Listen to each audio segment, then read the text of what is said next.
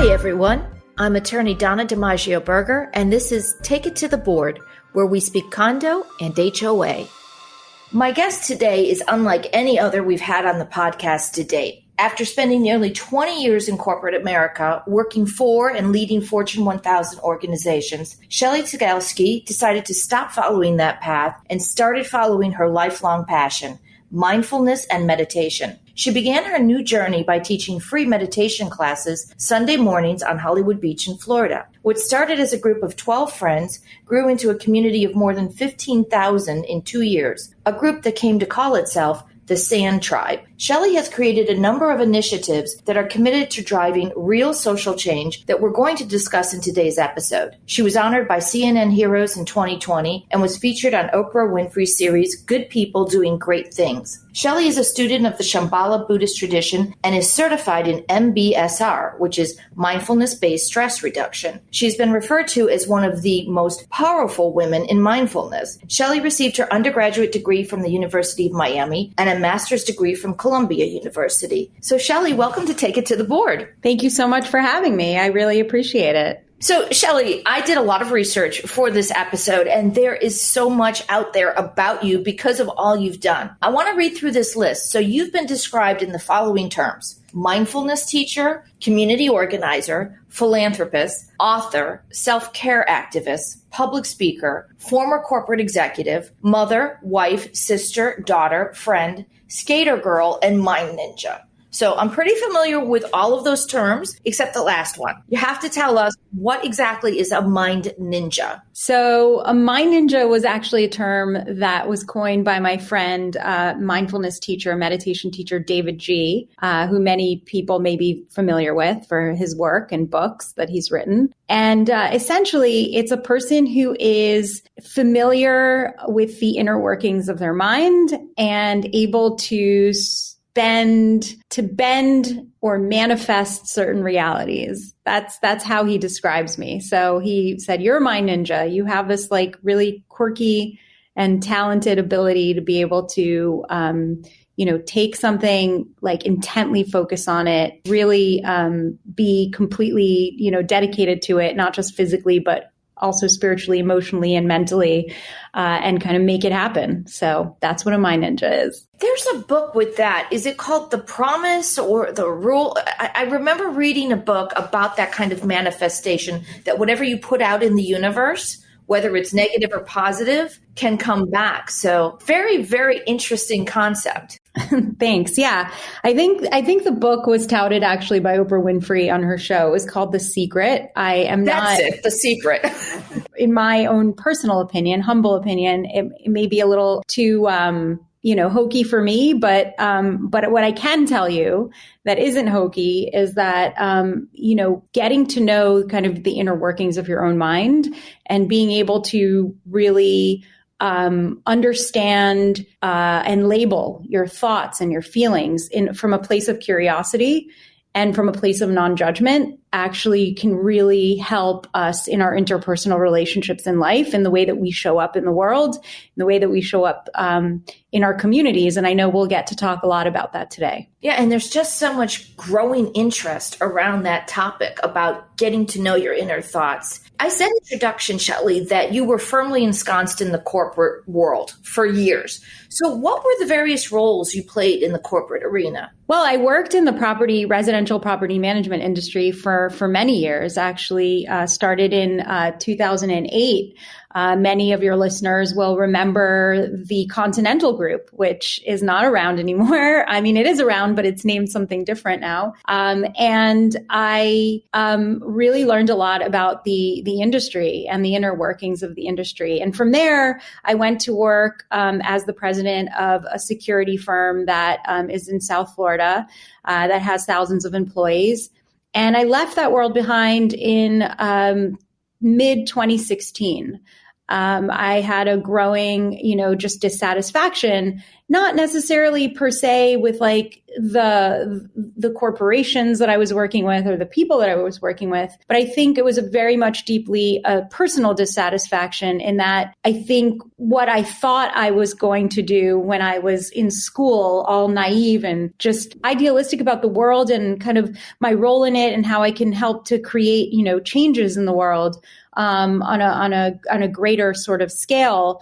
I never got a chance to actually do that because I had responsibilities and obligations like so many of us have, whether it's, everything from mortgage to children to aging parents to student loans that I had to pay off. So I kind of went the route of, I'll just do this for a couple of years, and I went to go work for a Big Five firm in New York City.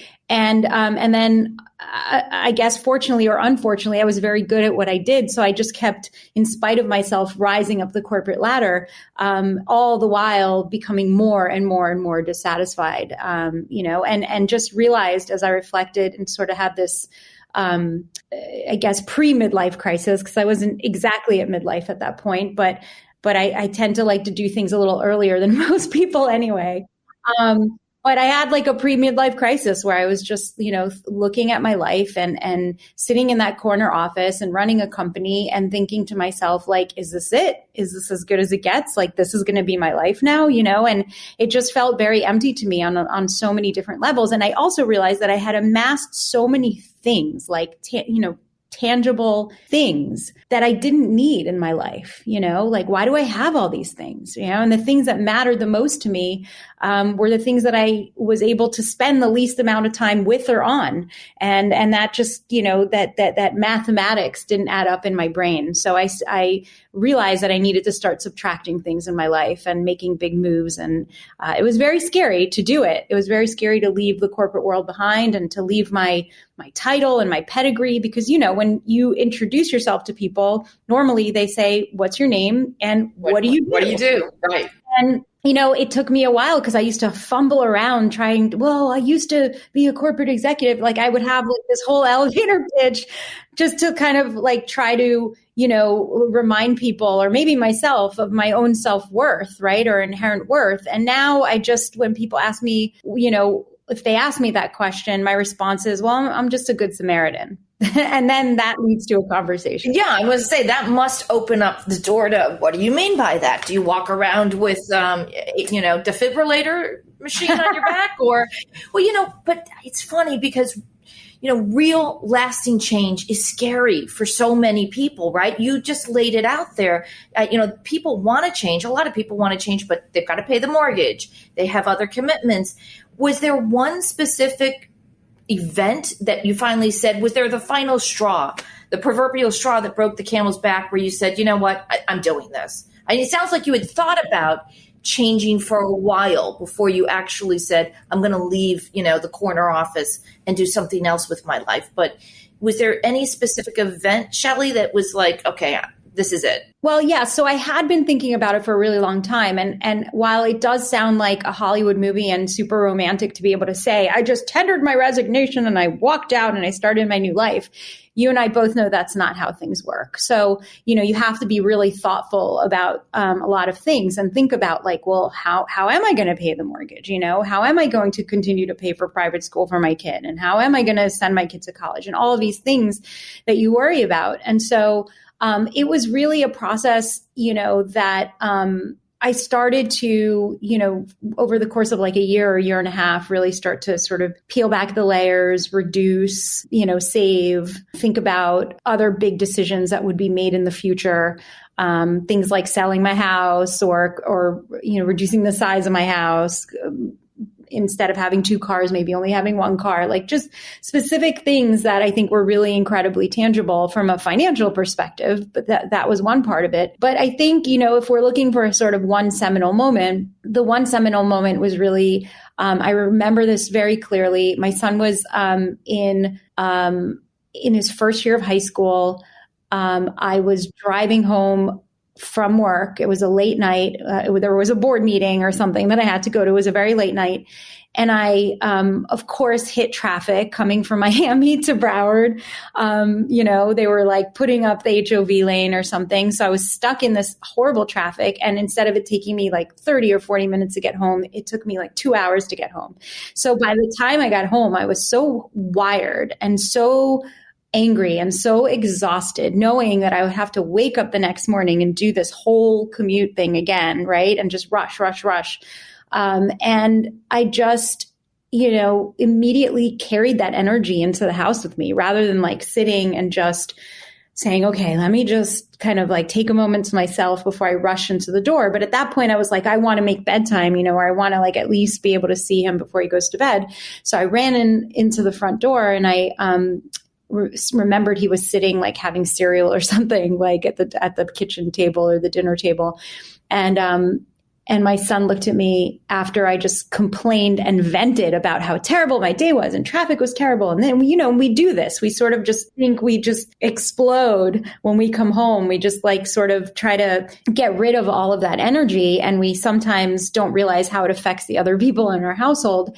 And my son just looked at me and said, Mom, you know what the happiest day of my life is going to be? And I honestly thought he was going to say something like, when I get out of this damn house or go to college or whatever. And he just said, when you start taking your own advice and you actually quit your damn job. That's literally what he said to me. And, wow. The mouth of babes, right? Epiphany, right? Yeah. I mean, children speak the truth. And so. And how long after that did you make the move? So, around this same time, I started to realize that one of the things that I had lost along the way, and there's a cliche that it's lonely at the top. And that's really true. It comes from somewhere. And as the president of a company, I oftentimes felt very alone. It was very different than the environments that I was in previously, where even I was in a VP role, I had like a team of people that I really did feel like I was collaborating with, on a daily basis. But when you're kind of at the top of the helm, so to speak, people look to you. And so you have a very different relationship with people. Sometimes you don't feel like you necessarily have the peers on the same level, right, on a daily basis. And you and I both know we wind up spending so much of our time in the office and with our work families, and much less time with the families that we actually, have back at home. And so it became like very lonely for me. And one of the things I needed and I realized that I needed was community. And that's when I started to gather, this was around 2015, I started to gather friends to meditate together in Hollywood Beach, in front of North Beach Park. And that meditation community, as you said, grew, but it grew very organically, grew quickly, but very organically. People just kept inviting their friends who invited their friends who invited their friends. And it just became this really cool thing. And what happened was that, I was doing this thing on Sunday mornings on the weekends, and I was still very much employed. I was still going to work, traveling, doing everything that I had. I had a fiduciary responsibility, of course. But people kept coming up to me like after, and opportunities would show up where people would say like, oh, can you come and teach at my corporation? Can you come and do this event? Will you come do this keynote speaking thing? And I used to just look at them and say, no, like I have a job. This isn't my job. Like this is just what I do on Sundays, And it became very clear to me that this non-job that I had that was actually providing me a lot of fulfillment and a lot of joy was something that I really needed to spend more time focusing on. And I wasn't really sure like how that was going to end up, but that was sort of the little whisper in my ear. And that was going on, from 2015 up until finally, I think it was July of 2016 that I finally tendered my resignation. And, it took several months for me to obviously leave because I had to make sure that it was done in the proper way and that, the transfer of everything was done appropriately. But yeah, it took about a year and a half from that sort of moment. And it sounds like it was becoming part of your identity that other people recognized before you really did, that you were really good at this, and this is maybe what your calling was. Did your work colleague, Shelley, notice this transformation over the year and a half? Yeah, for sure. Listen, so first of all, I want to just say that I'd been a meditator for over 20 years. I started meditating in graduate school, and it was always very personal practice. I never, ever, ever considered myself to be a meditation teacher. And so when people started to view me as a teacher or call me their teacher, or, I had a couple of people who were like, oh, this is my guru. And I'm like, guru, what are you talking about? Like, that's nuts. Like, I'm not a guru. That's crazy. So and by the way, I still say that today. So there's no difference there. But the point is that, yeah, I think I was very resistant and very reluctant to kind of accept that terminology or that role or that position, really just feeling like, again, like, no, I'm an unlikely meditator in an unlikely space, teaching other unlikely meditators how to deal with this thing this affliction that we all have to go through called human life. And yeah, I think people at work, for sure, my business partners, for sure, absolutely saw the difference in, I think, towards the end, my level of just, I don't want to say motivation, because I still showed up, but I showed up in a very different way. I was like, I was definitely less energetic about coming to work than I think I normally was, just because it just didn't feed my soul in the same way anymore. I want to ask you about that, because one of the things that we talk about at the firm, at Becker, we have a mental health committee now, and we've brought in mindfulness and meditation teachers. And one of the interesting questions and a colleague asked was, and it was a litigator, I need my edge. And if I get into this chill Zen space, I'm going to lose it. And I'm listening to you talking about, somebody calling you a spiritual guru. And I imagine people are looking to somebody to teach them meditation or mindfulness. It's because they want to, A, evolve, or B, maybe they are fighting through this affliction called life, and there's challenges and there's mental health challenges. Is there a tremendous amount of responsibility placed on the shoulders of mindfulness and meditation instructors, knowing that there's people there that really need their help? There's a lot of pressure out there. I think on anybody in the mental health industry, especially nowadays. I do want to, first of all, address the litigator, because I will say, actually, what happens if you really dedicate yourself to a mindfulness practice is that you start to sharpen your edge. You sharpen your edge because you can start focusing more intently and in a hyper-focused way on very specific attention. You begin to notice things that other people don't notice. You're able to really I call it getting into sort of like, the Matrix moment, like in the movie The Matrix, when, a bullet is coming at one of the characters in the scene, and they're able to slow down time and, do this acrobatic kind of dance to avoid that bullet. It sounds, just almost impossible, but the truth of the matter is that really at the end of a dedicated long practice, what you sort of emerge into is this ability to sort of slow down time, to really hyper focus on something very specific in a world that is very noisy right now, where there's a lot of different things coming at you. So like when you're sitting down to work on a case,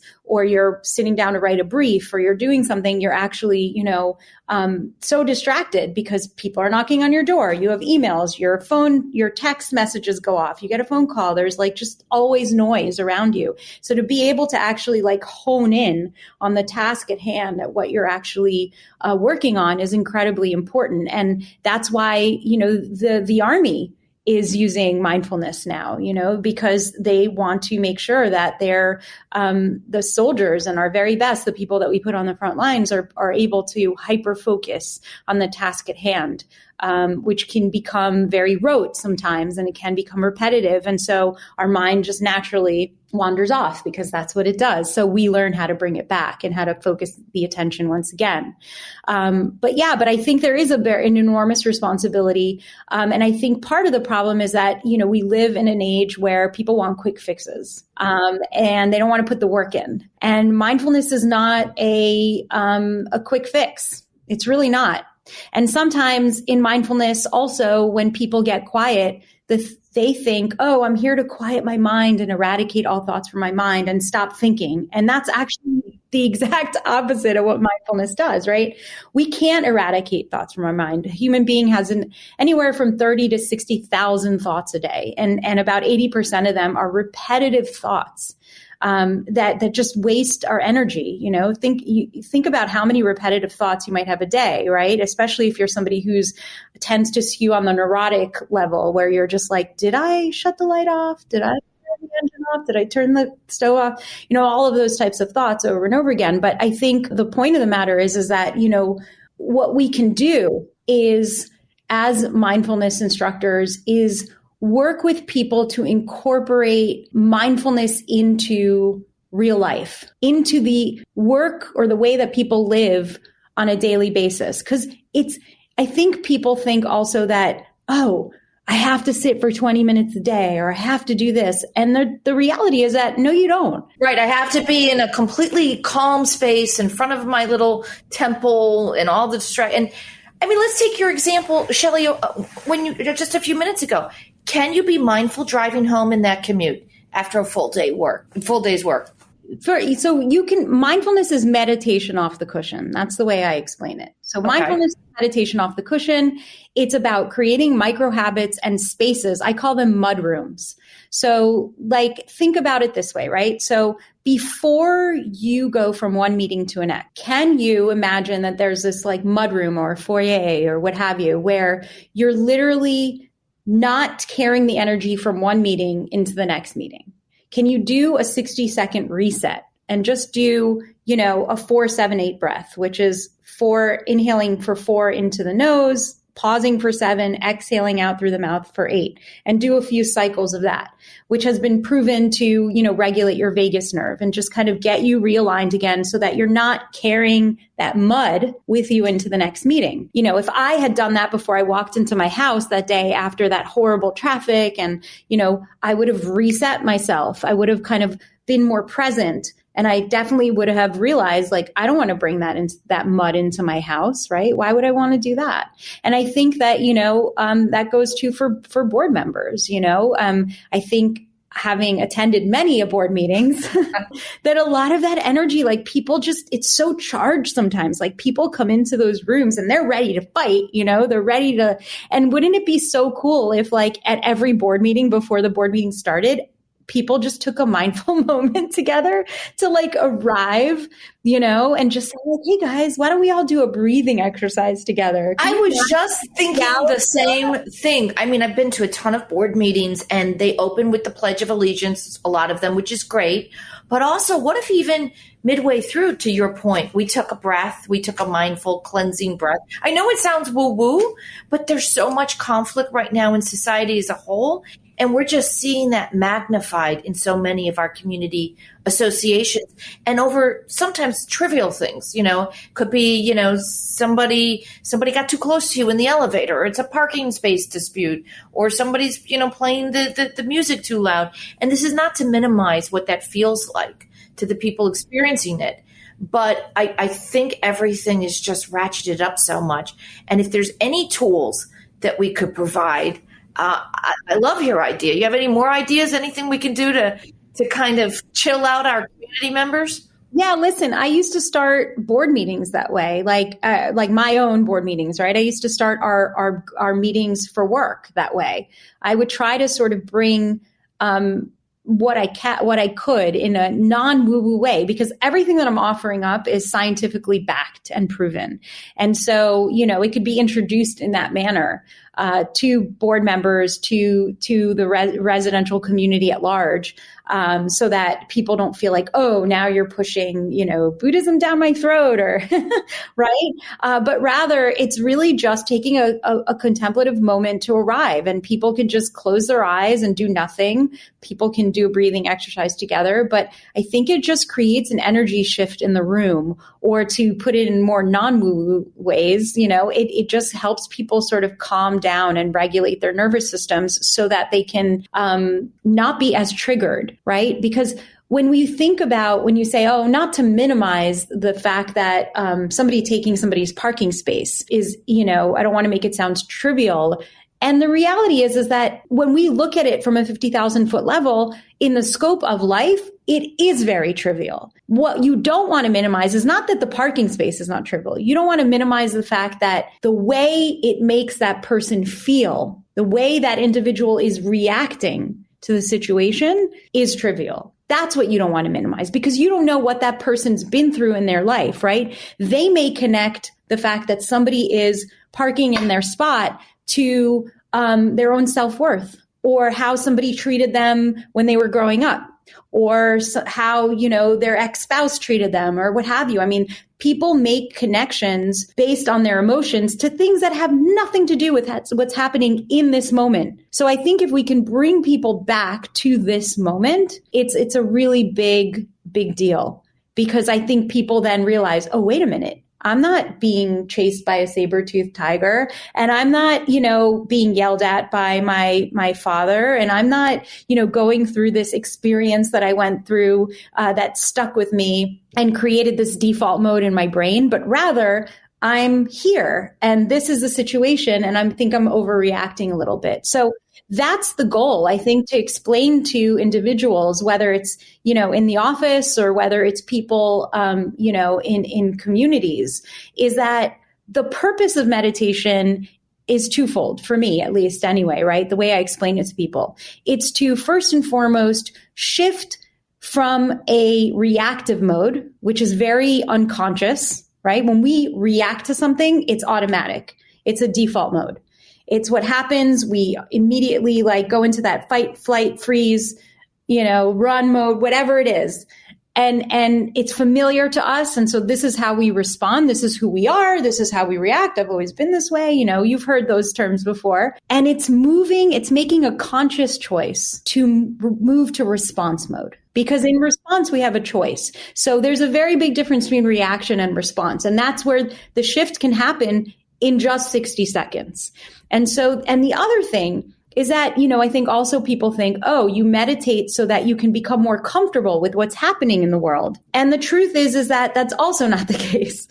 You meditate in order to become comfortable with discomfort, right? Right. Because the world is an uncomfortable place, and many uncomfortable things and challenging things happen to us on a daily basis. But if we can learn to be comfortable with discomfort, then we can move into that response mode all the time and recognize, oh, I don't want to react that way, but actually take a moment, center ourselves, think, I want to do it this way. And that's that matrix moment that we just talked about. So, the saying, you've got to do the work. It takes time to do all this. I was in a leadership program for, I think it was, I want to say 6 months. And we learned a lot of that. It was funny. The coach actually said to me, he goes, Donna, you don't have to show up for every fight you're invited to. Because I had actually told him that in high school and college, I fenced, not stolen merchandise, actual fencing with the, foil and the mask. And he said, you put the mask down. You don't have to armor up. And it's true. But that was a course. That was a 6-month course. This does take time. And I'm listening to you. I've had a yoga practice for years. And the same thing that my yoga teacher says, leave it on the mat. And we're sitting here talking about, because this is Take It to the Board. And again, we're talking about everything related to community associations. I'm thinking about that fining and grievance committee now. So we've got that parking space dispute, and then they get the notice saying you're going to be fined or you're going to be suspended. Here's the date and time for the fining or grievance committee hearing. And you can just imagine, as it's leading up to that night and that time, how anxious everybody's getting. I'm wondering if we should do it in a garden with with mats and, candlelight. I'm joking, but you know what? I really do think about it, because I've been to those, and it's in a room with the hospital lighting and the uncomfortable chairs, and you're sitting there rigid, and it just, everything is so fraught. It is, but I think it's designed in a way to be that way, because somebody wants to make sure we have the upper hand, right? And I think what gets left outside of those rooms, oftentimes, not all the time, but oftentimes, is empathy. Because we send that letter out. It's like breaking up with somebody by text message, right? Which is like, people, when you tell people that, they're like, oh, that's terrible. But it's so much easier than having to face a person face to face, right? So a letter gets sent out by the grievance committee. That person maybe receives a letter, a week in advance, 2 weeks in advance, who knows? So now they've had 2 weeks to build up this energy and this animosity and this, like you said, putting the mask on, getting ready to charge and to fight, right? And they're playing out all of these stories in their head that are not just about the incident itself, but also about these terrible people who did this to me, because they're coming at it from a place of, I am a victim, right?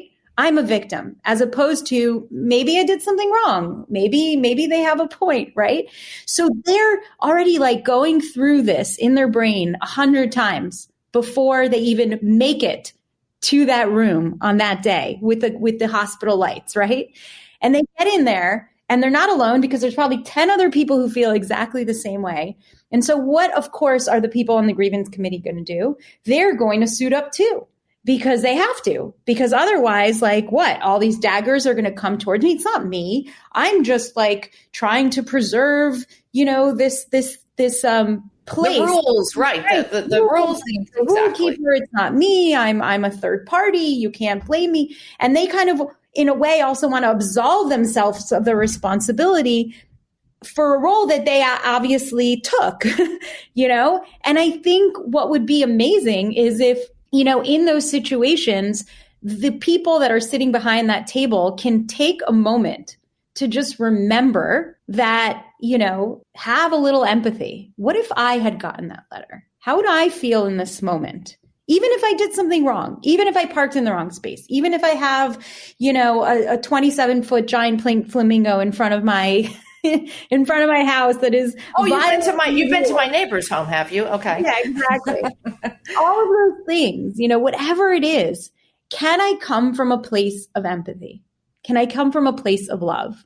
And I think, really that's it. That's the bottom line, is that, can we come from a place of empathy? And if you come at the situation as opposed to saying, well, you did this and I did this and, this is wrong, and, banging the gavel on the table and saying, hey, listen, I know you don't want to be here. I'm sorry that we had to send this letter. Imagine if that was, somebody said this as an opening line. Sorry that I had to send that letter. It really pained me to have to do this, because I know that you're a really great resident, or we value you in this community. Affirming to the person that it's not them. They are a valuable human being, right? I'm not trying to diminish your value as a human being. We're not saying you're a garbage human being. What needs to happen today, put the ball in their court, for us to resolve this issue? What do you think needs to happen today in order for us to reach a resolution? Is there a way that we could reach a mutually beneficial resolution? And this because you guys have tons of mediators that work with you and for you. And so, it's coming from that place of how do we come together to figure out a solution to this problem, to this, again, in the scope of life, very trivial problem that is triggering you in a non-trivial way. And for some people that would fix it. For others, probably not. There are some intractable cases, and particularly if there's mental health issues involved, but I do believe that a shift in perspective from both sides could resolve some of these issues before they escalate and you have to go to arbitration or mediation or litigation. I mean, it's funny. Part of the problem is, Shelley, that you've got this whole framework, this whole statutory framework that was crafted by legislators, many of whom do not live in condos or HOAs, and they're requiring certain steps to be taken without understanding the real human cost involved. Can you imagine in your corporate life if you sent a notice to somebody and said, in 14 days, we will be firing you? I mean, can you? But the statute says if you want to fine or suspend, it's a 14-day notice. And again, they're not really sometimes understanding that in a community association, when you've got these kind of conflicts, it's a living together relationship. You're still going to see those people in the elevator or at the pool or walking your dog. And how can we resolve these conflicts in a more humane, sensitive way? Yeah, no, I completely agree with you. It would be just exactly like that, saying to somebody in your household, oh, in 14 days, I'm going to leave this marriage. Just be prepared. I'm sure that would be a rough 2 weeks.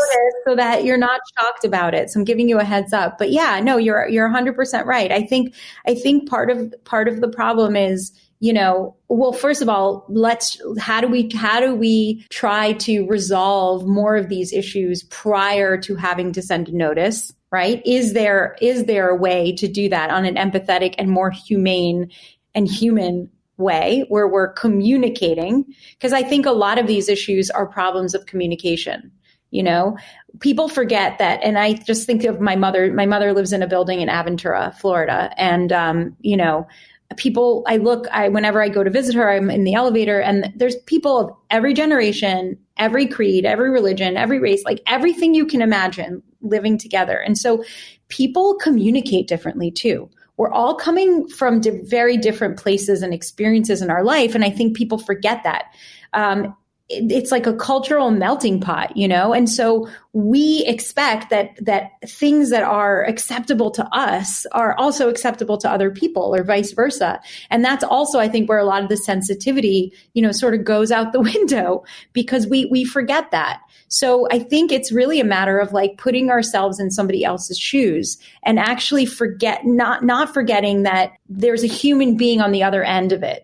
Because I think even as managers, even as property managers sometimes, or people who, will drive around in that golf cart and write the violations, I think part of the problem is that it becomes very transactional.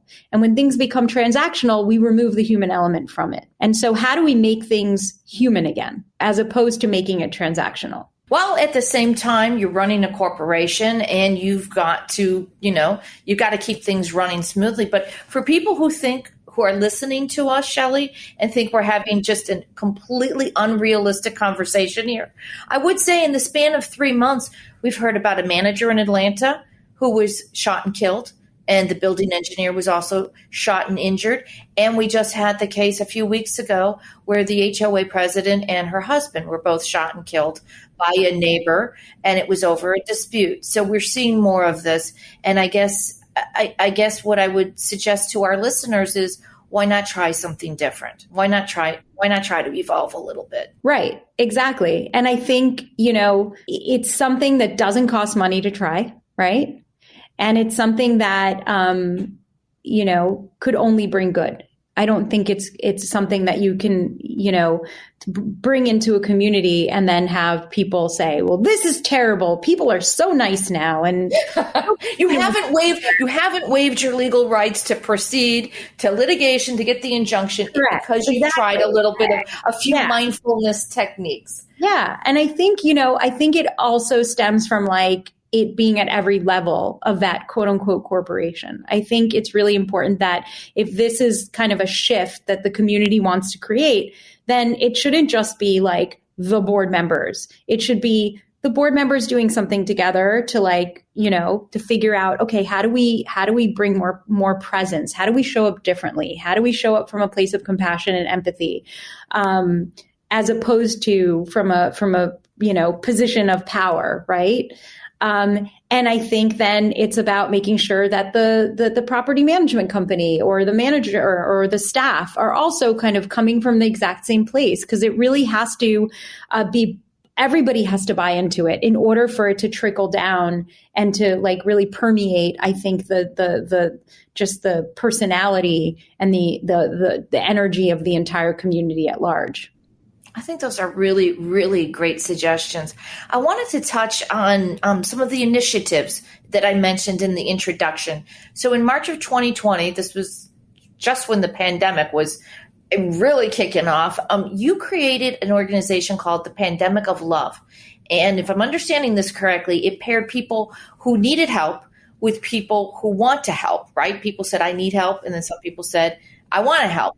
And you got 500 matches overnight. What's the statistics now for Pandemic of Love? Well, so Pandemic of Love is closing in on $100 million transacted. We've matched over 3.5 million individuals across over 20 countries. And we have over 4,000 volunteers in 300 chapters across the world. And it's pretty incredible because it started out as an initiative, like you said, at the beginning of the pandemic, we were quote unquote put on notice by the governor that we were going to go into lockdown in X number of days. And, I, like everybody else at that time, if you really have to like take yourself back to that moment, because I think now we like forget, but we forget that we didn't have tests at that time. There wasn't ample amount of PPE. You couldn't find toilet paper at Publix or like at your local supermarket, or for that matter, Clorox wipes or anything else. And it was just a frenzy of fear. It was a fear-based frenzy, fear of the unknown, fear of this virus, fear of what's going to happen. And for many people, as you know, who are already struggling day to day, struggling to make ends meet, it was a fear of, yeah, okay, shelter and home, but like I have 3 kids and they rely on free lunch at school. So that's 15 meals a week that I have to now figure out how to feed them with. And I work, on tips, or I basically have to stay home so I won't get paid, and I don't have Wi-Fi and they still have to go to school. And like, there were just so many issues for many people, maybe it didn't affect them as much, maybe from a mental health or loneliness perspective or other type of thing, their wedding got canceled or whatever. Absolutely. But for many people, who are living paycheck to paycheck in this country, and especially in our community at South Florida, it was, who work in the hospitality industry, right? So many people do. It was a fear that was very like tangible, and in that moment, it was very hard for them to prepare to shelter and home. And so knowing that a lot of our community members were struggling, I decided to put up 2 forms. I'm not a technologically savvy person. So I just put up 2 Google forms, give help and get help. And I thought, I'll just post these links, and I'll just to say this in Yiddish because a lot of people will understand it. We decided to make shidduchs, be a matchmaker. So a person would say, hey, I need help with my light bill, with my electric bill this month, or I need help filling my fridge for a week. And this is how much it's going to cost. And somebody else in the community would say, I want to help somebody fill their fridge for a week. So I'm going to send this person a gift card to Walmart or to, a supermarket or what have you. And so, it was, the beautiful part about it, very unlike in a nonprofit, environment where somebody writes a check, they send it into an organization, they get the tax deduction, and then this was your brainchild. Together. Yeah, it's a time of disconnection. I know your lawyer mind is thinking liability. Well, no, I'm just blown away by the stats you just gave us on how your brainchild grew from 2 Google forms. 2 Google forms that were only meant for our community, right? So like, I didn't even ask people like, what's your zip code? Because I just assumed everybody would be from South Florida. And then when I started seeing people's area codes, I was like, oh my God, they're like people filling out, like, how did people get this form? And like overnight, really, it went viral, no pun intended, but really. And I think, that's really what I'm most proud of, because what happened is, and this reflects back on just taking it back to the community, right? Is that it reflects back to how disconnected we really are. Even though the pandemic, may very well be over for most people. I know a lot of people are still very much, concerned and have autoimmune conditions and so forth. But even though sort of the world has opened up again and we think, we're connected again, I would argue that no, we're more disconnected today than we've ever been. Since the Industrial Revolution and the technological revolution, sure, we're more connected on social media, but really, on a human empathetic level, we're not connected. So imagine if you're a person that doesn't even know how you're going to fill the fridge up to feed your kids, and suddenly somebody who you don't know, a good Samaritan, a perfect stranger from your community that you don't know because they live, X number of blocks away, you don't travel in the same circles, you never would have met under any other circumstance, picks up the phone and says, hey, I got your number from this form that you filled out for Pandemic of Love, and I want to know, how can I help?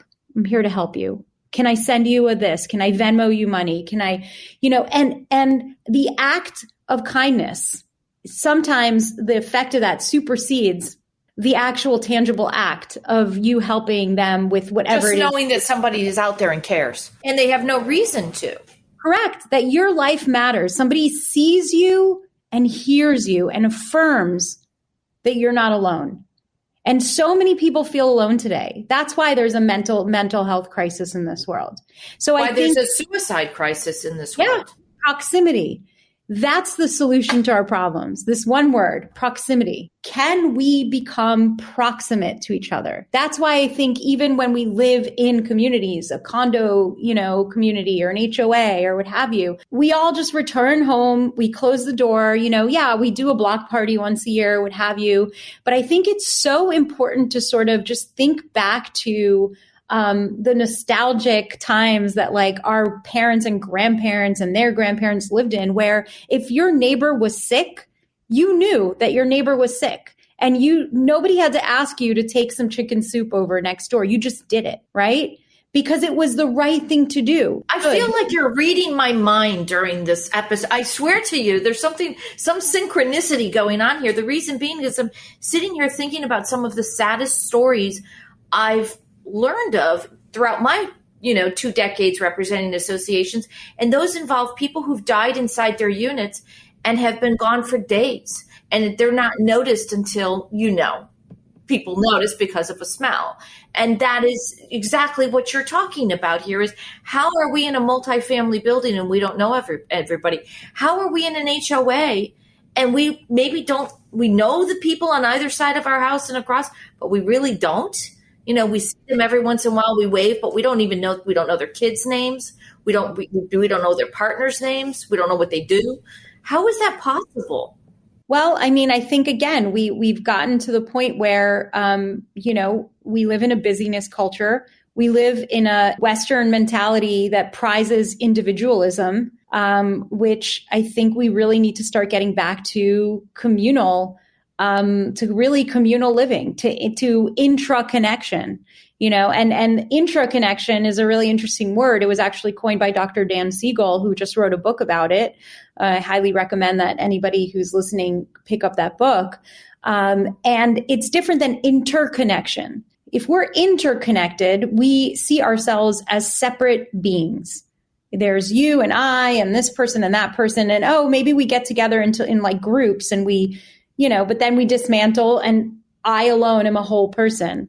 But what Dan argues is that, intra-connection is the understanding that as a human species, or let's even just take it out to like, if you want to really kind of like take 50,000 foot level, it's really the global community, right? Of like everything that's in the universe. But what he says is that, intra-connection means that we're not individual beings. We are all part of one organism, and we're a part of that organism. So to think of ourselves as like, I'm an individual and the things I do in my life have no effect on anybody else and the things they do have no effect on me, we know that that's not right.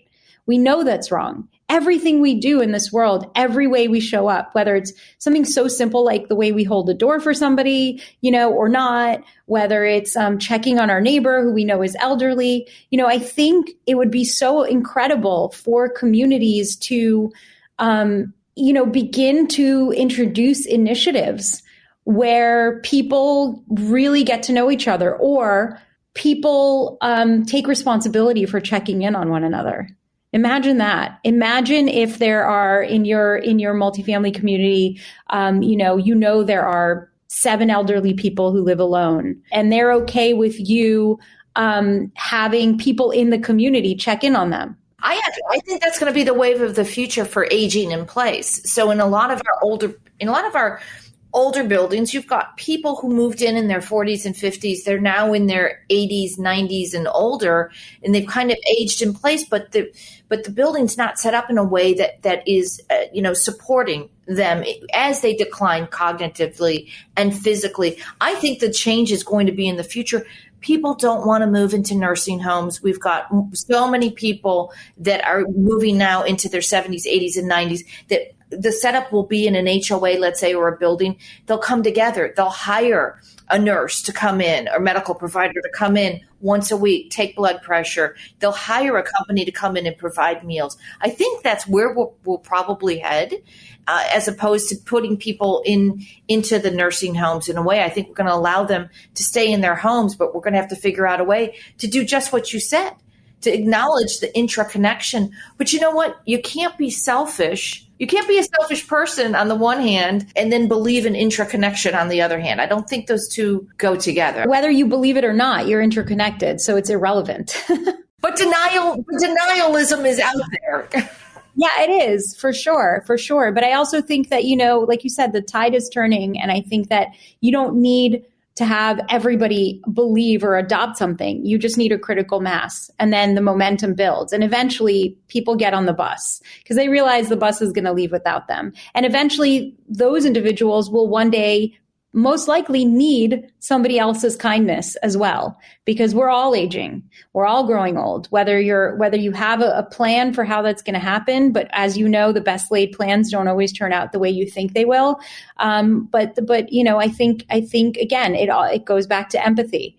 It goes back to walking a mile in somebody's shoes. And so I'm not saying that we, have to turn our condos into communities like they have in Sweden, where they have they've combined retirement communities with dorms, and they have intergenerational living, which is pretty cool as well, a really cool concept, because we do have a lot to learn from our elders, and I think we don't engage them enough and learn about all of their experiences in life. But I think I think there's just a version of that. There's a version of how do I start how do we as community leaders start to bring people together in authentic ways to allow them to create relationships enough so that they actually really do care. And it's not coming from a disingenuous place, but they really do care about, Betty or Joe or Bob that lives next door. And they just check on them on a daily basis to make sure that they're okay. Well, you mentioned Dan Siegel's books. I want to mention your two books. So you have a book, Sit Down to Rise Up. Tell me a little bit about that book. So Sit Down to Rise Up actually is a title that came from my frustration with the fact that the industrial wellness complex that I operate in sometimes just stays in that sitting down mode. And it really is about me. Like, how do I improve myself? Self-care. How do I make myself look better, feel better, become more well? And, the rise up part is really about connecting the inner work that we're doing, which is very important, to the outer world, to the way that we show up in the outer world. And the premise of the book is really that the best version of the world has to start with the best version of us. But that in order for the world to benefit from the best version of us, we have to show up. And so it really walks you through very tangible practices and ways that you can start to show up in your life for yourself, in the world for your community, and then in the world for humanity at large, and start to move humanity forward. I guess you meet people where they're at, though. So, instance, you can only control yourself and set your own boundaries. Would you agree that let's say you want to encourage a family member to be more mindful, to be a little healthier, there's no way to lecture or tell them what to do. I guess maybe the old adage of, be the role model. Is that something? Yeah, I think being the role model is really important, but I do think that, when you say meet people where they're at, I'm a very big believer in micro practices. And so I'll give you one very tangible example. We're human. And so we have biological needs. We all go to the bathroom many times a day. And hopefully when we do, we wash our hands afterwards, and we all know how to wash our hands now that the CDC has reminded us of how to do that, right? And so there's your 60 seconds. And instead of looking at yourself in the mirror and checking your teeth or looking at your phone or being on the phone when you're washing your hands or whatever, what if you just took those 60 seconds that you already are going to be washing your hands anyway and actually did a few breathing exercises at the same time? What if you did that? Could you do that? And for so many people, when I kind of frame it in that way of giving them tangible practices that don't require for them to change anything about their life. So, they can't sit there and tell me, I don't have 20 minutes a day, and then I have to argue with them that, you need to make 20 minutes a day, fine, no problem. You think you don't have 20 minutes a day? No problem. Let's talk about the minutes that you're using doing these other things where you can incorporate practices into your life to start kind of generating that shift so that you can show up in a different way for yourself. And then I think, once you get that, an object in motion stays in motion, to give a nod to Newton here. But I think that's the key, is that how do we get people in motion where it's not a heavy lift for them, and it's something that's very doable. I'm going to be doing this later, right? As I'm washing my hands, I'm going to be saying, Shelley told breathe, and I'll circle back and let you know. Exactly. Just bring yourself into the moment. Bring yourself into the present moment. It's so easy. And you could do it like 7 or 8 times a day. That's 7 or 8 minutes right there. Why do our brains forget? I know this. I do this sometimes. I do the box breathing. I do that. One day I'm great, and the next day it's like I never heard any of this. Why do our brains do this? Because our brains are wired to, focus our attention on what's in front of us in that moment, right? So that's why habits are so important. Forming habits are so important to make it non-negotiable. I'm a really big fan of morning meditation for that reason, because just like I would never leave the house, without brushing my teeth, for example, I guarantee you my mom had to remind me 700 times when I was a kid to, brush your teeth before you leave the house. Because I know I had to do that with my kid, But just like I wouldn't leave the house without brushing my teeth, now I also would never leave my house without meditating, because that's like a practice that is so deeply ingrained in who I am and how I show up. So I think it's about making it so that it's rote, so that it's like a non-negotiable habit, so that you don't have to remember. Your brain's on autopilot. Just like when you're driving home sometimes and you are like, on autopilot, you're thinking about 700 other things, you're doing 500 other things, but you know what exit to get off on, right? You already know. It's like almost like your car is driving you home, because you've done it so many times, you've taken that path so many times. So I think it's really about, starting with micro habits, things that are really doable, and then building a practice that fits your life, that becomes a habit that is non-negotiable, because you start to feel the degree of difference in your life and in the way that you are interacting in the world. Which is why I love podcasts, because when I forget, I'm going to click back on this podcast episode, and you're going to remind me, and then I'm going to, and then go, oh yeah, that's right. I'm going to make it rote. I'm really going to try to do. You have another book coming out. I think it's coming out October of 2023. It's called How We Ended Racism, Realizing a New Possibility in One Generation. That is a very optimistic title, given that we've been dealing with millennia of racism.